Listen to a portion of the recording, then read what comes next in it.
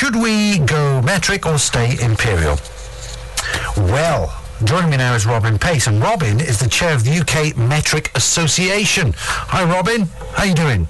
Hello, Richard. Are you well? Yes, very well, thank you. Yeah, mixed views there. We went out on the streets of Northampton to find out what people generally thought. You know, should we go metric, should we not? Why do you think we should go metric? Right, well, I think those views are fairly typical, and I think they're based on a lot of misinformation about the metric system. A lot of people there was attributing it to Europe, for example, and it's not really a European issue. The British government decided to go metric as long ago as 1965, which was before we went into the common market. They haven't done it yet, have they? Pardon? But we haven't done it yet. Well, we haven't done it. That's because the government hasn't done it properly. They tried to do it gradually and voluntarily. And the trouble is, a change like this can't be made voluntarily. There has to be a degree of enforcement. And they just haven't got on with it. Do you think the people should actually make the final decision on this, rather than the government? Well, I don't think that, no. You see, we're a trading nation, so we have to have the metric system for industry and for trade. And if you then keep the imperial system for everything else, it means we're saddled with two systems, and that means a muddle. Well, it seems to me we have a little bit of that at the moment, especially on our roads. What, a muddle? Well, we certainly do have a muddle. Oh, it's a terrible muddle. I mean, you can have roadworks that says 50 metres up ahead and 20 miles to Stamford. Well, yes, but worse than that, you buy your petrol in litres, but the distance here is in miles. Yeah. You can't work out your petrol. Exactly. It's ridiculous. It's a mess. Are you saying, as chair of the UK Metric Association, are you saying that let's at least have a decision one way or the other? Yes, I would be happy. I mean, if there was a decision to go back to imperial for everything, then at least we'd have a consistent system across the whole country.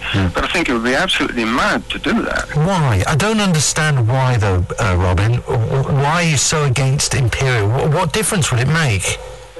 Well, we would lose our exports, or none of our components would fit anything that was imported. Have we ever had that problem in the past? Well, we would have had if we hadn't changed. And up until 1965 or the late 60s, we were imperial, and the rest of the world was metric. But increasingly, our trade has been with metric countries. I think I'm right in saying that 87% of our trade is with metric countries. Are you forgetting the United States, no? I'm not forgetting them. No, I mean obviously they're important, but they are only 13%. Okay, I thought it was more than that, to be fair. But there we are. You know, I mean, because they're all imperial, aren't they? Well... Even miles. I mean, Canada's got metric, but the United States refused to go that way. Yes, they've still got miles, but don't forget that a lot of their measures are actually not the same as imperial. Their gallons are different. They don't use stones. If you tell an American you weigh 10 stone, he won't know what you're talking about. It's just in pounds, though, isn't it? It's not kilos. No, it's not kilos, but I'm just making the point that the Americans are not the same as us, so people often assume that. But yes, we're in a mess. You know, it's litres for petrol, fizzy drinks, pints for beer, meters for the Olympic Games, and then in football you talk about the 18-yard box. We need consistency, so everybody's talking the same language. Are we? The change in currency is different from changing to the metric system. They're really separate issues. So you would have a mixture of both, then? Mixture of both what? Sorry. So you don't mind? Would you like us to be in the euro? Well, we don't take a view on that. It's nothing to do with it. Okay. No, I just thought that was part of the metric system. No, it isn't. Isn't it? No, it's nothing to do with it, no. So what does metric mean? Well, it's the international system of units, which is... out of 100, yeah? Well, most things in the metric system are decimal, based on 100. Now, I ask you the question, who's going to pay for all this? Will it be Brussels or the taxpayer, you and me? Right, well, most of the expenditure on going metric has already happened. Industry has already converted. The shops, even the big supermarkets, work internally in metric, although they also sometimes show prices in imperial as well. Yeah. But nearly everything is already metric behind the scenes. The big thing that would be different would be road signs. Now, of course, yeah. We acknowledge that would be a significant cost.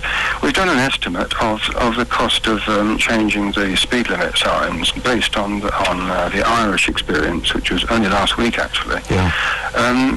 And the average cost for replacing a sign, both labour and the cost of the sign itself, is about £100 per sign. Now, we reckon that there are something like 500,000 speed limit signs in the United Kingdom. Yes. So if you multiply that out, that gives you about £50 million.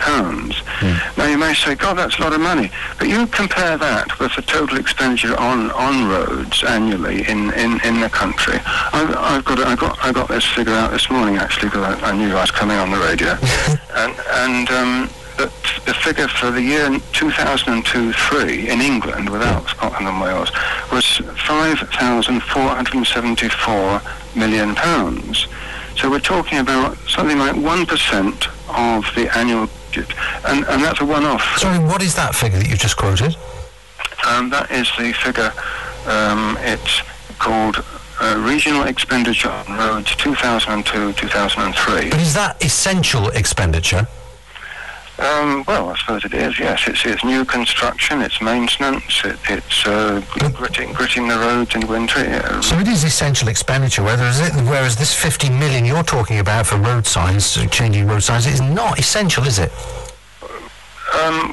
Well, it's in comparison, it's a very small amount, 1%. Okay, Robin, look, I've got to stop it there, but thank you for joining me. Robin Paice, Chair of the UK Metric Association, who obviously wants that to happen, would see as a good way forward.